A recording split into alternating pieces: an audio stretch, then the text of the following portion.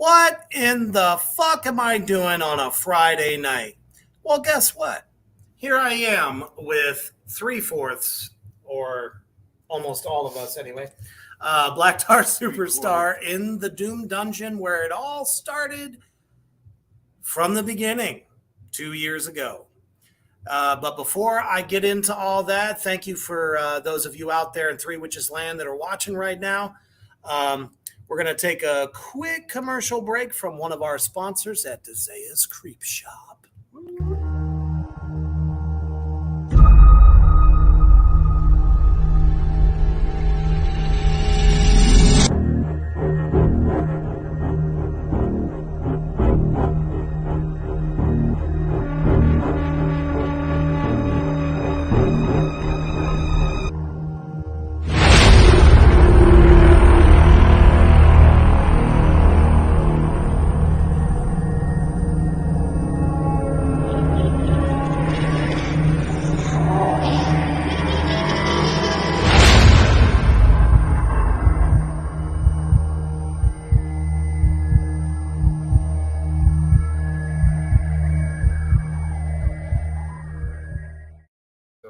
Stephanie, thank you for joining. Anyways, guess what? That's right. I got Black Tar Superstar, my own band. My bandmates, this is Doc, otherwise known as Hair Doctor, and the Death Slinger, lead guitar player. So everyone was like, you're going to interview your own band. Well, I'm like, well, as a matter of fact, we've never actually been on the show together. So share this shit out, put it everywhere. If you're a Doom fan or just a fan of Doom music in general, check us out. We're live. We haven't done an interview together. Well, shit, and I don't know how long. Probably about 6 months or so since we took a break in order to start writing for the new album. Woo! That's about to come out. So how about we start at the motherfucking beginning with how Black Tar Superstar came to be. Is that on me? It's on you. It's on me. I get to shut the fuck up now. Somewhere around 2014-ish. I had been for like a couple of years. I had already been like just like working on like music in my basement, basically like producing for like industrial and kind of electronic stuff. And well, this is why you don't go live. Like, right. Listen to the sounds of the rain.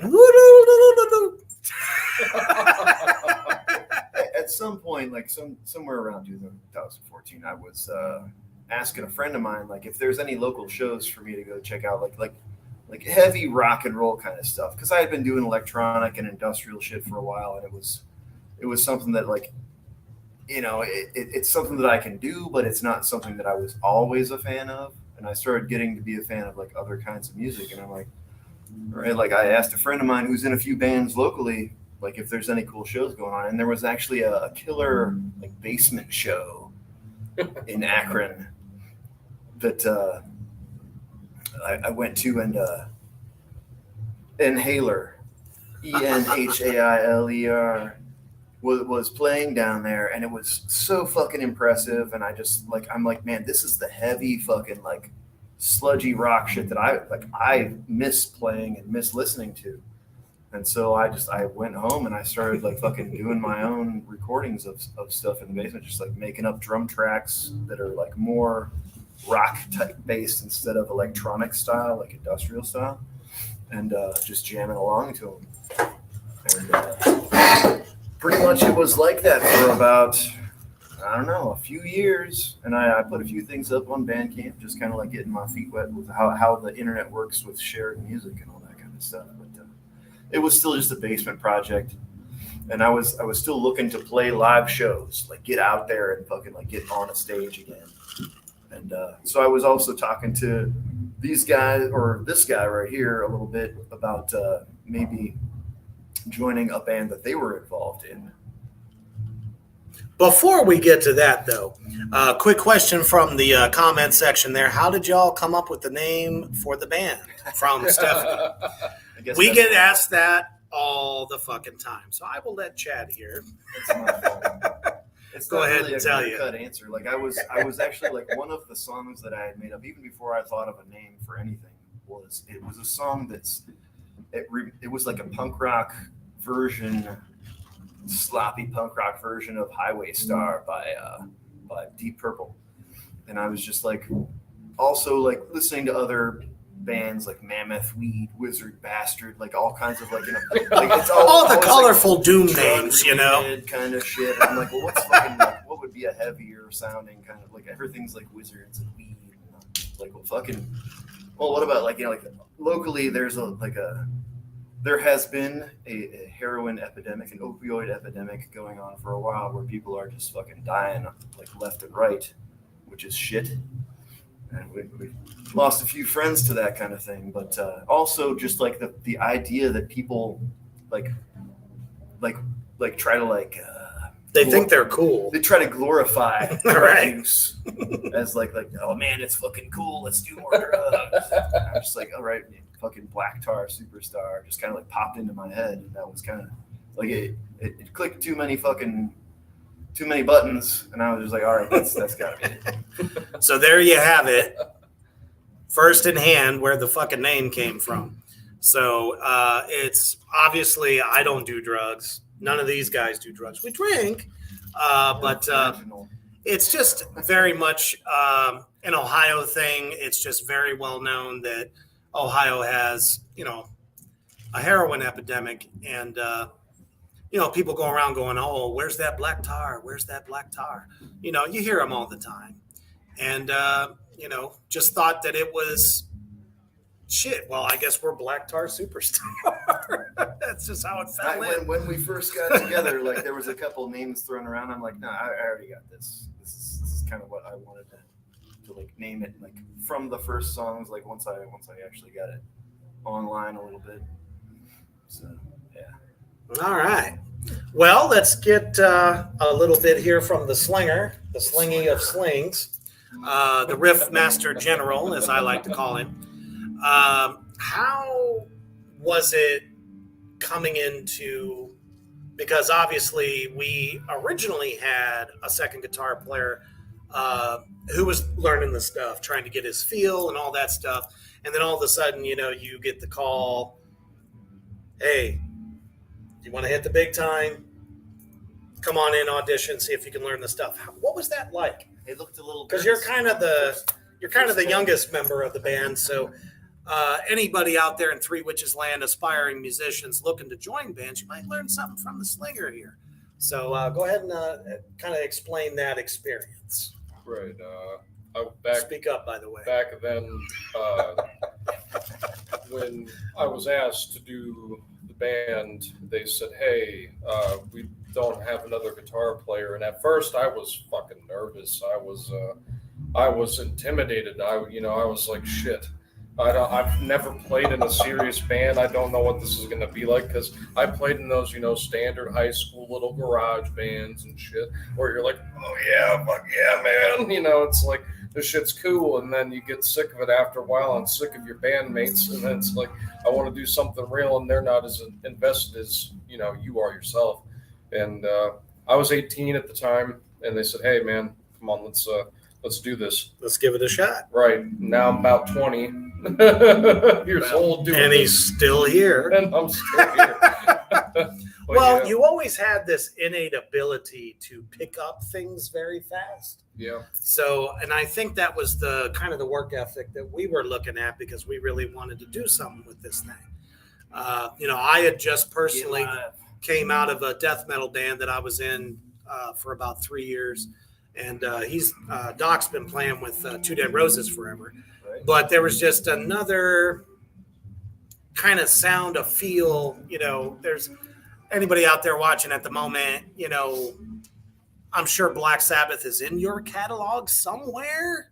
If you like us, you probably like that. And it's like, they started what is known really today affectionately as doom metal because they were able to fuse a different kind of rock or a hard rock, but with a blues influence, and things are slower. Sometimes it gets faster. And that's what I love. That fucking blues influence. Exactly. Because there's White Down was a fantastic. Oh, fuck yeah. Absolutely. I can remember when Down was doing their live stream. We were kind of 2020 born as a 4-piece in the time where bands could only get online and talk to people and try to push the music out.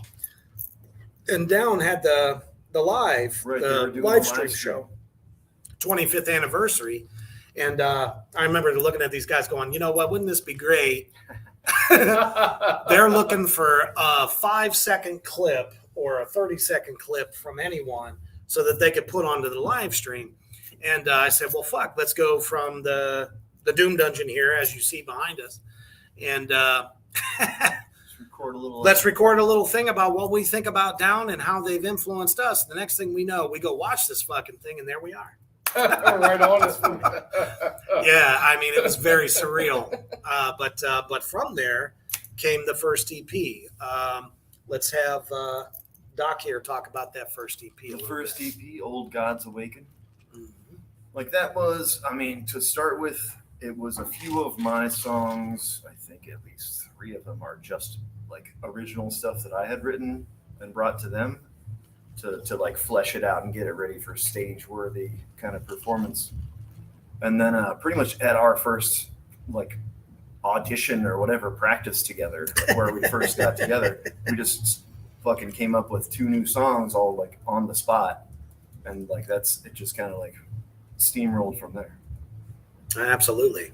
And from there birthed our first single and video. Which surprisingly we didn't get banned for. No, that's right. We kind of we're horror fans, obviously here at Three Witches Entertainment. We love our horror very much. So I can just remember Texas Heat, who unfortunately is not with us at the moment, but came up with this riff. And that was that first fucking song that we kind of like collaborated. Yeah, it's the first time the 4 of us actually all kind of put our own thing into it. And, to me, it just sounded like, Sabbath's Children of the Grave a little bit in the sense of like rhythm, where we kind of start with a nice kind of slow, like sludgy kind of, dun, dun, dun, dun, dun, dun, and just kind of grabs you in. And then we decided to drop the bottom out, and the next thing you know, it's oh man, we tried. Now this is true shit here, true shit. Reaper, I don't fucking lie to y'all, but we tried it out as an instrumental for one of the first few performances we were able to give during the whole COVID bitch. And people were like, man, what a great fucking song. This thing is fantastic. And the fans out there that were starting to really dig us were like, so where's the lyrics? So, funny story, true story. Slinger and I watched a movie called Porno. Okay. And it's a horror movie that was on Shudder. And it was about a video, or not, it actually wasn't even a video. It was like a movie theater in 1995. And they had a reel-to-reel that they found in the back because the owner said, oh, you guys have been great. So go ahead and have your own movie night. Free, have popcorn, all that bullshit, right? So little did they know, they put on a film strip that would bring about a succubus, because it was a ritual film that they were raising a succubus from hell. And she comes literally out of the fucking screen and starts killing all the men. So I was like, this is fucking badass. So I wrote the lyrics to it, and next thing you know, it's Hail to the Succubus. Real quick here. Indeed. Stephanie says, Reaper, I see you online and you have a pretty good presence on social media. Let's see, what else does she write here? Oh, here we go. Have you and the band noticed an uptick of fans since focusing on social media? Well, funny story, true story. We didn't have an Instagram. We had a Facebook when the four of us got together. And I was like, well, how about you let me take a run at Instagram, because Instagram's pretty popular. And the next thing I know, it opened up us to all the Doom bands all around the fucking world trying to do the same thing we're doing. So we started talking back and forth, and would talk to, let's say, Pure Sonic Outcast from Ireland. We talked to that band from South America, Infamous, from South America, who they actually did our live stream tour with us. And just a whole host of other Doom bands out there that nobody fucking knew. So we all just kind of banded together, and we were fans of their music. They became fans of our music. So in the short form answer there, yeah, it definitely grew the fan base. I mean, we're at like almost 5,000 followers on Instagram, and the Facebook is, still growing as well. Myself starting my show last summer. So, yeah, I mean, it's always growing. People are always sharing out. And, I try to find other bands that are doing the same thing we do, especially on Kingside Records. We got the Doomsday Rejects,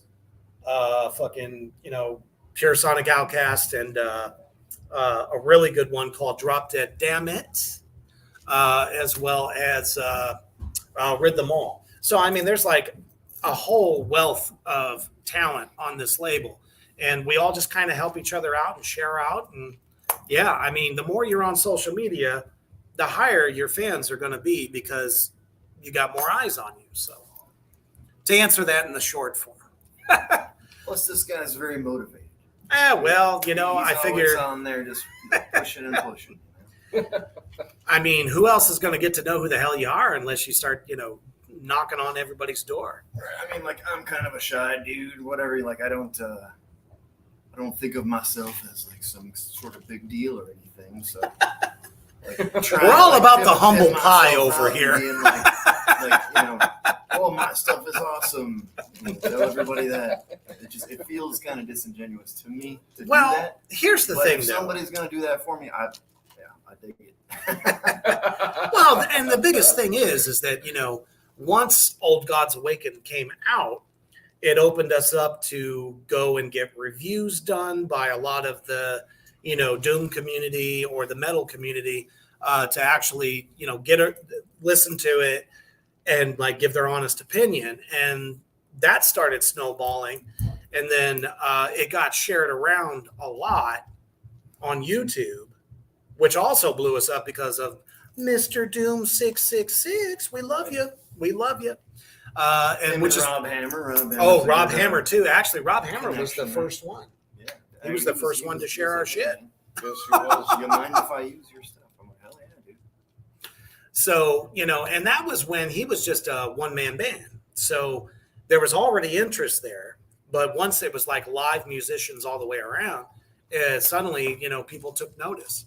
And then we did a little horror video known as Hail to the Succubus. Let's see, we got another comment. Let's see here. I think it's awesome, and what a way to promote your music and band, and for free. Absolutely. We don't believe in like tearing people's mouths out. We're music nerds ourselves. Sure So, the way we promote online, through Instagram, through Facebook, we've shared, a lot of clips and stuff like that from videos we've done, some snippets of, music, in some of the shit too. So, and always kind of like trying to get people to go to Spotify to check us out, because nowadays we're in the age of singles. people only want to Right. hear And singles. And it's Spotify like, doesn't pay shit, but at least people listen to it. So they might Right. want to come to a show in the future, maybe buy some merch somewhere. little disclaimer out there for any bands watching right now. Spotify doesn't pay shit. It just doesn't. All it does is give bands like us, or even other bands, easy fucking way to get your music out for other people to hear you. Most of them don't pay a jack shit. Right. So, the first thing we did before getting signed was we went through DistroKid. DistroKid did give us some money off of those. They got like maybe at the most $50 off of them. Yeah, I mean, it wasn't That's bad. But it was the first time any kind of garage band or something like that, whatever you want to fucking call it, bands of the underground, a way to get our music out there. Right. So how did you feel about that, Doc? I mean, the thing is, like, yes, it is great to have more fans and have more opportunities and like, get your music out. And like that's kind of like I love playing live shows. Like that's kind of my thing. So the more people who are interested, the better. Come to a show. Like and also, I mean, like if you want to go to the band camp, there's like you can buy the albums. That's true. And that's like Bandcamp. You can stream the first one, and you can buy the second one on disc, but you can't stream it because that was a label agreement. Yeah, but which is interesting because Kingside Records actually, after I had the CEO on the show not too long ago, now has a Kingside Records band camp. Yep, he parted way with some of the other ones, realizing that it wasn't beneficial to the bands. So now there is an official Bandcamp site for Kingside Records. So it's kingsiderecords.bandcamp.com. But also, more importantly, blacktarsuperstar.bandcamp.com, where you can get our merch, our music. If you want digital downloads, the best thing I can say at this point is Spotify, YouTube, Amazon Music, Apple Music, all those fucking platforms. But All major streaming. Yes, all major streaming. But here's the most important thing before we get to the Hail to the Succubus video. How do you guys feel about the fact that we just got marketed and shipped to Japan? Well, if somebody would have told me that, I did. I guess I would be. I did. I shared it. When I didn't see I shared it. I see it. You don't listen to me. If they can make a Black Tar Superstar anime, I'd be happy. Well, There we go. I mean, that would be like, better than the price of rice in China, but still, I seriously doubt that anyone would want to have a Reaper anime. Just saying.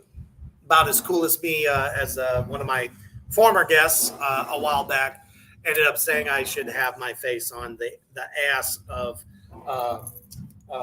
what's it called? Sleepwear, whatever the fuck. Pajamas. Talk about pajamas, putting Reaper's face on the ass cheeks. I'm like, no, Marketing opportunity. not gonna happen. But I don't know. Me personally, I was like, we're gonna be in stores in Japan, and for a band like us, that's pretty fucking huge. That's just not something that you come by very easily, and that's why I always. Hey, Boris, if you want to do a show,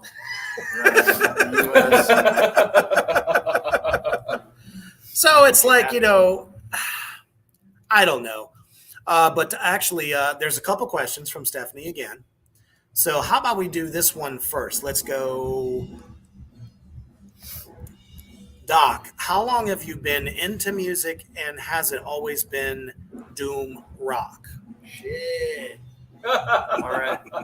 No, I mean, like, So let's do that first. I started getting into like music as far as a listener, like just like becoming a super fan of music in like early teenage years, and I mean, it started off with some rock and roll and like alternative music stuff. I've been into all kinds of fucking genres, the Cure and Depeche Mode type stuff, all the way to like Metallica and stuff back then. But and like there's always branches, like more and more branches of like different ways you can go. And I keep like taking these fucking journeys into different genres and checking out like different things. Like there was like a period in the fucking late 90s where I was listening to like twee pop, like, you know, like really sappy kind of like underground shit. But it's just like it's really raw and honest, and like it kind of like gets you, like pulls on the heartstrings and shit. But like my love of like heavy music has just been consistent like throughout my life. Like the heavier the better. I just keep listening to more shit. And like I really like the slow and heavy. Like it just and like the blues influence. Just kind of hits harder. That's where I land. But I mean shit, for like at least like I don't know, 6-7 years even before I started getting back into this stuff, I was kind of deep into industrial shit. Like I was just like I love industrial music. But yeah, I mean like all kinds of genres. I never really was a big hip hop fan, but I can appreciate or like it. pop country type stuff. Yeah. But I fucking love Wu-Tang. Like, they're so fucking. Who doesn't like Tang? The Wu-Tang. Ain't nothing to fuck with. Well, and that's the thing, you know, we all kind of come from diverse backgrounds, you know. I mean, I was the heaviest of the extreme for, I don't know, fucking the first, the thing that got me playing drums at the age of 9 was the very first time I ever heard the song Iron Man by Black Sabbath. I said, I want to do that. And my dad, bless his heart, ended up getting me a snare drum and a pair of brushes and a cymbal and said, here, see what you can do with this. So, you know, he introduced me to Black Sabbath, and I heard Iron Man, and I started just copping the fucking, you know, rhythm for it. Next thing you know, he's like, you really like this, huh? So then, of course, I graduated to an actual drum set and took lessons from, you know, somebody locally, and it's been a love-hate relationship for the past 36 years. So here I am, still fucking doing it. How about you, Slinger? Kind of plays right into it as well. When I was growing up, both of my parents were this guy here, and then my mother, of course, and they showed me all these different types of genres and all these different types of artists growing up. And the ones that really stood out to me were a lot of the death metal, a lot of the heavy metal, a lot of the Pantera. Oh yeah, Pantera was one of those. Cannibal Corpse, Pantera. Cannibal Corpse. Danzig was a really big staple. Rammstein was a staple, and still is a staple. It actually. is. Depeche Mode was pretty big when I was young, and now into my years now. And I also really like a lot of Nordic music. I grew up liking that like stuff. Folk music stuff. Man, we have always had room for, you know, all types of pagan music. There's so much good shit out there. Fawn, Wardruna. Yep. Skald. Corpiclani, Skald. Yeah, that's another really good one. Oh, yes. Cult of ZP was really good. We're all heathens over here, in case you didn't notice. And that does remind me, Vacha der Zeit comes out with Rabenflüge, which is raven wings in German, and Vacha der Zeit means guardians of time. It is a Nordic folk band of mine, and the album is coming Shameless plug. Yes. Shameless plug. Shameless. It's coming out this in about 2 months here. Yeah, about 2 months it's coming out. Sweet. So the thing that he glossed over that he was actually supposed to say is naturally he started out, you know, trying to play drums like moi does, and graduated to the guitar. Yeah. And something about the guitar just kind of grabbed a hold of him a hell of a lot, you know, tighter. And I don't know, it was like an obsession. And now he's in the band. Same with singing too. That also pulled me in a different direction. Yeah, there's a reason I don't sing. I just write lyrics. I don't sing. I might sing in the shower. I might sing to my wife, but you'll never see me behind a microphone. It's just not going to happen. I guess I was the one blessed with the voice, I guess. I can sing. It's just that you put me in front of a motherfucking, group of people, and it's like karaoke time. And if I haven't had about 6 drinks in me, I can't do it. Just can't do it out there in Three Witches Land. This is really cool. Stephanie asks, how do y'all feel about operatic rock? Looking bad out of hell. I mean, we're actually very huge power metal fans. There's a band called King Goat out of the UK. Oh, yeah. Like operatic shit. His voice is fantastic. Blows Ghost out of the fucking water. Anything from fucking Candlemass to Iron Maiden, the Meatloaf, Judas Priest, the guys that Manowar back in the day, Manowar. the motherfucker that some bitch could sing so good he'd shatter a fucking glass on video. It was ridiculous. Oh man, I still go back and listen to that shit. King Diamond, Grandma. I mean, shit. That stuff is amazing, and it's influenced us very much so. But before I get into some more questions out there in Three Witches Land, I got to run another awesome commercial from one of our biggest sponsors to this date at Royal10Clothing.com. Check it out.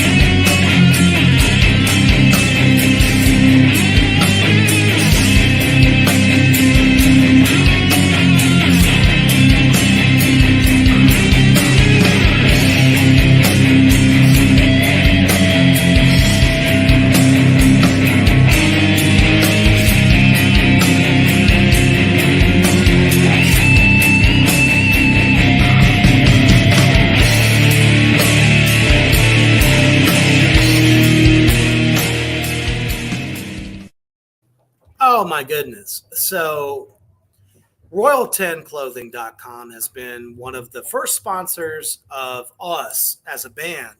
And now, obviously as Three Witches and Reaper's Underground. So I'm talking about the finest in horror apparel today at an affordable price, ships amazingly fast. Yes, it does. Okay. And tomorrow night on Reaper's Underground, Rich from Royal10Clothing.com will be joining me all the way from UK, my brother from another mother. So you better watch out. Exactly. So we have a monster bomb to drop on everybody out there, fans of my show, of what is to come, because we have a lot of stuff that we have just ironed out, and we have some surprises for you and a lot of whiskey. So make sure you tune in tomorrow night for that with Royal10Clothing.com. But seriously, if you're a fan of horror, classic horror, custom horror designs, they have everything you need. So, all right, we actually have a question for the Slinger. Stephanie says, Slinger, what made you pick up the guitar? When I was trying to get it out, trying to get the feel of it. Like he was trying to get it out like a fucking cyst. I was like, come on, I need to pull myself to do this, because I got the guitar when I was young, and I was like, I'll try it out, and I kept getting a little discouraged. But when I heard, because when you listen to something when you're younger, it changes as you get older. And I think when I got to my teenage years, Danzig's first 4 albums really just hit me, and I'm like, I want to play that song, like, or any Black Label or early Ozzy with Zach. I was really into wanting to play, and just anything that was, Dimebag, I just was all over it. So that is what made me pick it up. Was if it wasn't for those albums and this man right here, I would have never really achieved the things I wanted to do. So yeah, that's I picked it up when I was 12 years old, and I haven't stopped since. Never since I played Black Number One for my very first song. You heard it here. Nightwish. That's definitely a band that we enjoy as well, Stephanie. So Yes. It's actually kind of cool to hear you say that. A lot of people don't bring up Nightwish. Pretty fucking awesome. So What's that band that Eric? Oh, Moonspell. Moonspell, yeah. Moonspell's pretty good too. Yep. Slinger's always been kind of a fan of Moonspell, and myself, actually, especially since Genghis turned me on to them. Who's the producer? Who's off tonight? We miss you. Sorry. The doctor is back. So It's now in session. Light behind my head. So let's talk about for a second. This is the weirdest fucking interview I've ever done because I'm part of it. Literally. Usually it's bands over here, me over here. So what was it like being on the set of Hail to the Succubus, our very first video?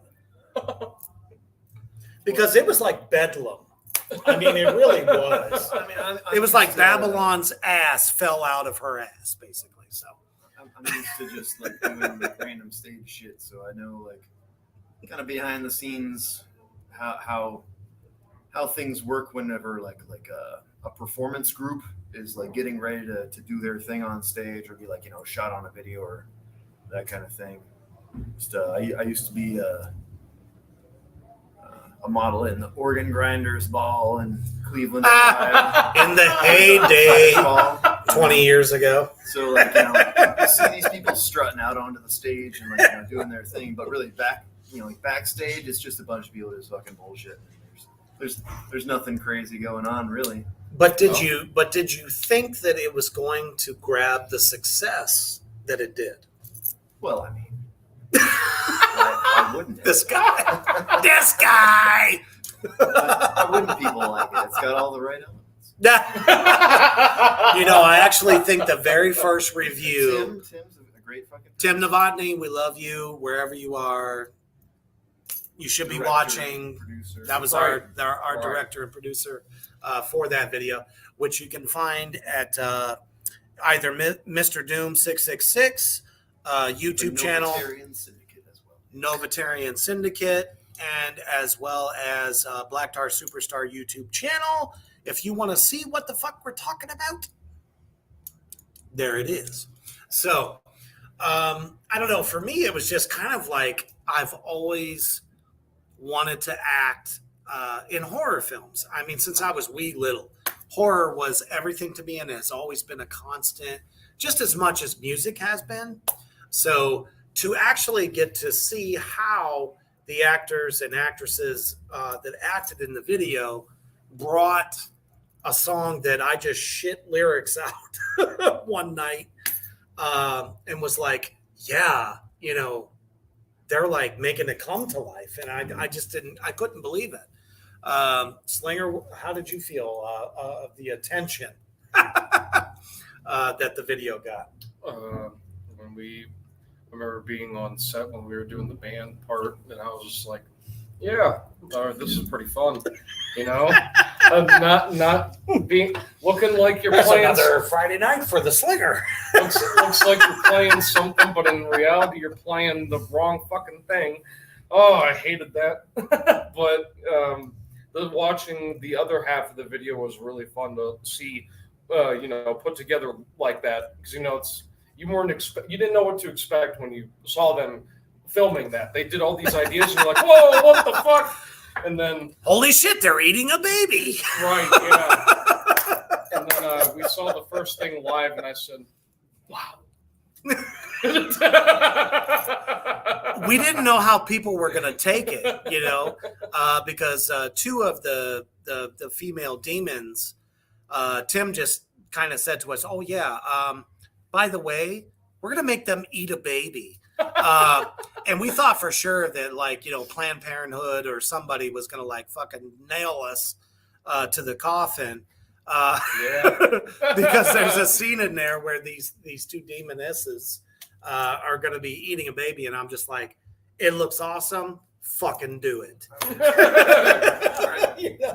And sure as shit, there were some comments, that we got from that video on YouTube, like, what the fuck is wrong with these guys? And me personally, I was like, yes. I want you to be pissed off because we're going to stay in your head and you're going to tell other people. And next thing you know, John Mertz, thank you for joining the broadcast. Long-time listener. Appreciate you, brother. This is most of the band of mine, Black Tar Superstar. We're just kind of like going through as we're about to record our third record. Second, 3. Yeah, exactly. The third.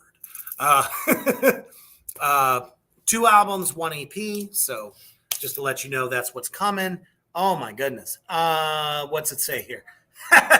John says, Reaper, I'm about to streak across your next concert stage in my wheelchair. Motherfucker, if you do that, I will fucking love it. And I'm sure the fans will love it also. For sure. So, anyways, moving on. So, the video comes out, and it's just a big success. Yep. I think one of the first comments we ever got was, this video is so metal. It has tits, heavy music, and lots of blood. And I don't know. I talked to Tim after I got that comment. I think that's like an alchemical kind of. I think so too. It's like a cornucopia of what a metal video should be. And we're just like, okay, people actually like it. One of these guys lives in their mother's basement. Nope, that was no, that was the second video, which we're about to get to. I had to say that's funny. let's go back to the timeline here, and okay, so we signed a deal with AMG. AMG was artillery music. Exactly. Not the other AMGs that you find out. Not the other AMG. It was an imprint label for Kingside Records, which is what we're on now. So we signed that deal because I'm not even going to mention the other fucking bullshit that we went through before that. But so right as we did that, we're like, we're going to do one more video because we just had the opportunity to do so with Tim Novotny of the Novatarian Syndicate. And we're like, he just fell in love with the song Serial, which was a song that Slinger here wrote. And he had an idea, he had a vision for it. So why don't you tell everybody out there in Three Witches Land what that vision was? Well, I play video games just like most amount of people do, and I was playing games. I was playing a game that most people know as Dead by Daylight, and it's where a killer stalks you while you're trying to get your generators fixed up to escape and everything like that. I find it a really fun game. They incorporate a lot of horror movie characters like Michael Myers and Pinhead and all that other stuff. It's awesome. But 1 second. John out there says your videos are more metal than a Kansas City. No. more than a Kansas tornado season throwing barns. Thank you, John. We love you. Continue. But So sorry. no, that's fine. Brought And to then you by you watch- Black Velvet. You watch shows like Dexter and everything, and you really want to. That's what I was watching when you came up with the Serial idea. killer I was influence. knee deep in motherfucking Dexter, which is one of my favorite shows of all time. Go where ahead. You sit there and you're thinking, like, this is like a show or this is like a video game. You never really get to know what it's like in the vision and the mindset of being that serial killer. What are you thinking as you're just hunting this person down? Are you just like blank and just see red, or are you actually like thinking, can I torment this person in multiple different ways? What can I did do? they do wrong to me? Yeah, like what did they do that made me want to get them? Exactly. Yes. So that's where that whole idea was. And if you listen to the beginning and the rhythm, bump, bump, bump, bump, bump, bump, bump, bump, is supposed to be a heartbeat. Exactly. That was the whole point of that rhythm in the beginning that starts the riff. And I was like, this is perfect. Like, I love it. So, and Slinger was like, I want you to write a set of lyrics, but from the point of view of an actual, kind of like serial killer. So I'm sitting here watching Dexter day in, day out, just binge watching the fuck out of that show. By the way, that last season was bullshit. I cannot wait to see the spinoff that Showtime just did, because I haven't seen it yet. But anyways, Hold on a second though. Go right ahead. I think that "Serial" was the first song that like Logan brought He to did. us like as a He complete tune. Like this Yep. is my fucking tune. Let's see what we can do with this. Yeah. I'm like, yeah, Absolutely. that's fucking good. Let's rock it. And fun fact for most people, that's what it wasn't even like a collaboration with anybody. He was just like this he is just my- wrote the whole goddamn thing. I came in and we were thinking about, okay, so how are we going to sing this? How are we going to do this? And this is a fun fact. No one knew what we were going to do with that. So I came down and I said, hey, guys, I got this thing I want to try out. Can we do I that? remember. And it was just heavy as fuck. Can we do Just that? Heavy, And heavy as fuck. I used to do lots of fry screams, lots of like little low guttural stuff. And I was just like, I want to try this thing where I'm just like, nah, like just after someone. And like I'm mad, I'm projecting my anger out on them like that. And that's where that scream style that you hear in Serial came from. I was just like, hey guys, let's try this. And they were like, huh, that works. It reminds Indeed. me. It reminds me of like listening to like Coal Chamber and Big Truck. Ah, And, yes. Big that- truck. Big truck. Yeah, that's where that voice comes up. Big truck, keep moving. Like that was just kind of like where that came from. And I was Little like, example for you. that's where I got that from. I was like, you know what? I want to try to make this my own thing now, and I did, and that's where Serial came from. Now, when I tell you that the video got us in so much trouble that all the way over in France, they caught wind of it and was like, oh, there's like so much talk about this new video that has like blurred lines and, crossed a few that, oh man, I just remember my phone was just going off like left and fucking right for 3 days straight after we released it. Oh yeah. It was literally Tim Novotny and this short film, that horror short that him and Ron George was involved in. Right. And he's like, this song is perfect for it. And it's a serial killer, but you don't know what perspective it's from. Is it the guy or is it the girl? It's very well done. Oh. Where it kind of like confuses you. I was think that it's confused, shit. Something, but it's not what you think it is. Oh yeah. Exactly. So, and I mean, it's very brutal. And there's a disclaimer on there that, if you're epileptic or prone to seizures, there's a lot of, Or if you can't handle gore. or if you can't handle gore, there's a Don't watch lot of it. Yeah. And, it ended up being one of our biggest fucking videos of all time. So, But before we get to a little bit more of our history, let's go ahead and take a quick commercial break for all the bands of Terror Crew Productions, Ohio, Nebraska, my brand.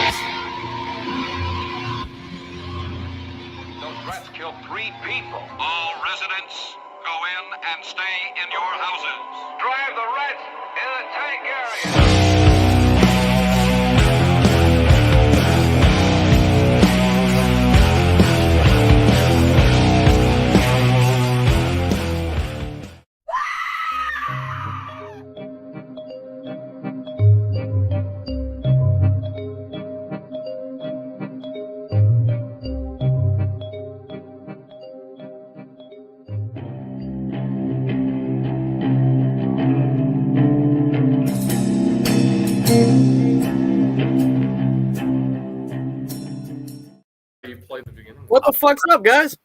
Whoa! There he is. Angus in the house. What's up? What the fuck is up on a Friday? Well, we've been having quite the conversation with folks, divulging secrets and everything else. So that's good. let me look out here one more time to the questions. Oh, okay. Bye, Stephanie. Sorry. Thanks for your interactions. Yes. We got another one here from John. The French got their breadsticks and a twist screaming French profanities. No, well, you know what's funny about that is that that video struck them so artistically. Sacre bleu. Right. That they just had to, spread the word. And we actually made their top 5 of the week, which was really interesting. So that was serial. So, as we're coming into the last 7 minutes here, let's talk about the Black Flame. The Black Flame. Not the song. I'm talking about the album. So here we A are. much more collaborative effort where everybody had like their own kind of thing to throw in. Yes. It wasn't just all It wasn't doctor. all old school stuff. It has been revamped. Here it is. Right, it was like There it is. that man, this guy, Our version of jam and banding. Well, I mean, I'll lead off with what the Black Flame, in and of itself was all about. Originally, we had a soft title known as the Brothers of the Black Flame. So we said, we should probably shorten it because people might. It's not just for brothers, it's for sisters as well. Exactly. Exactly. So we shortened it, just as, the Black Flame in and of itself and the lyrics for it. I was kind of just writing about our trials, tribulations during 2020, which was the pandemic year for just about every indie band out there and the bigger bands as well. But I really have to say the indie bands were working way harder and stronger than the bigger bands because they're just like, the label take care of it and do all the promotion and that shit. So That song, was just about the fact that we're a family as a band, and we came out through a very turbulent time We did. in our band's history, and it's time to forge forward and try to grow the legions. And I thought that All Gods Awaken was just a stepping stone to what Black Flame was going to be. I I listen to these albums a lot, and I think about when I listen to the, the original first EP, is like these riffs are so simple, so just basic little riffs, and then this one I got so creative, and I just came in one day and said, "Look at this list," wham, and said, "There's songs to look at," and I was like, had an open catalog, and I think the very last track that leads out the album, which is Blut im Sand, Blood in the Sand, it was It's all you. my most creative outlet that I think I've ever made in my entire life. I was so into the idea of what it was about, and I wanted to bring people into the story that I was telling to all the people that were listening, bring them as a part of it, make them feel that they're in it, like they know what it's like, what's going on, and yeah. And my favorite thing was adding the blowhorn at the end of the song. I love that thing, brother. It is fucking epic. What'd you say? I said that thing is fucking epic. I love it. It literally makes you, feel like You're there. So, Oh, there we go. so how did you feel about the Black Flame and the success of Three Witches? It was great stuff. Great response, I should say. Oh, stellar! Uh, It was absolutely stellar. Oh yeah, for sure. To be straight up about it, we released Three Witches before the album actually came out, and people just loved how hard hitting it was. It was so fresh, so new. It's still our top single at this moment. So which is surprising. Definitely surprising. it's it's the great. most downloaded song, which I knew when we recorded it that it was going to be the single from that record because Right. it just hits you. It's catchy, it's crunchy, and it moves you along. So And me and Texas also did a big thing known as harmonizing a lot that I've always wanted to do, but usually I end up doing it myself. Usually I'll say, "Hey, can I record a little layer under this?" And Mhm. we're like, "Cool." But this one, he was like, "Hey, this now. You play that, I play this," and I said, "Okay, fair enough." Teamwork And makes the dream work. yes, and it was stellar harmonizing a little bit there. One of my favorites. So as we're getting ready to, I'm getting ready to drop my tracks for the new album. Gonna get them drums laid out. Let's talk a little bit about Vox Arcana. Yes. Well, this album is going to take you in a. This is not a spoiler, but this is just to get you in the feel. This album's really going to take you into very mystical, very magic type of material, and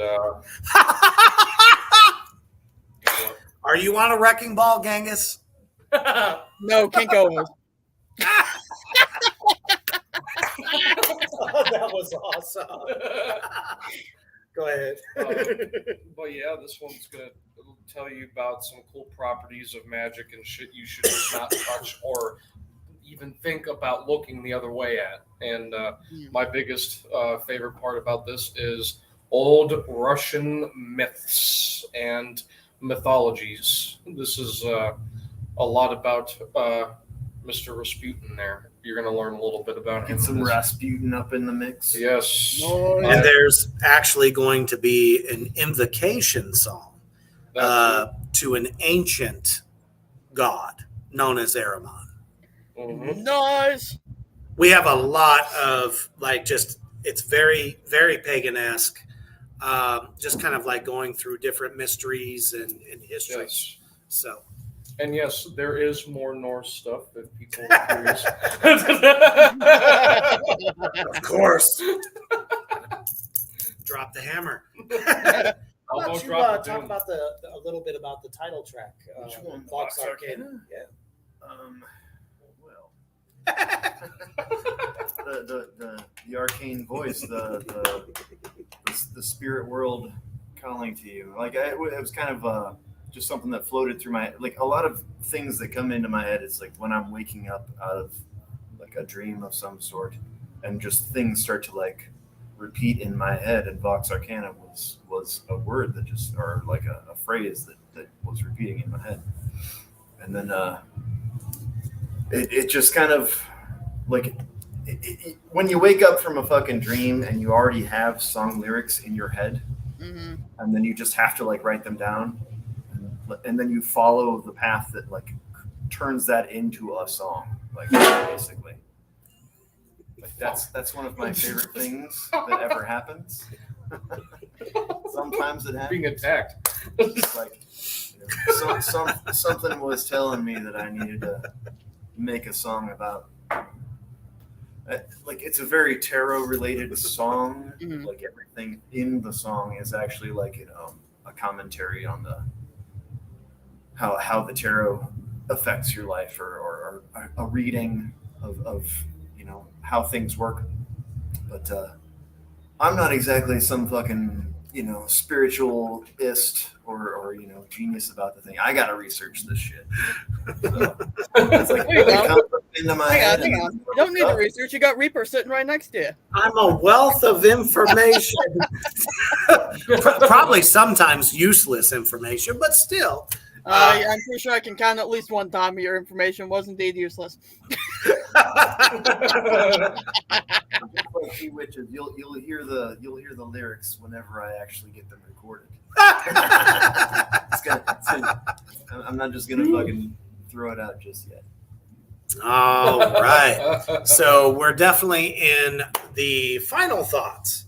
So what do we want to leave those out there in Three Witches Land and Black Tar Superstar fans out there? What do we want to be as our message for 2022? Be ready for bone crunching, ass rumbling riffs.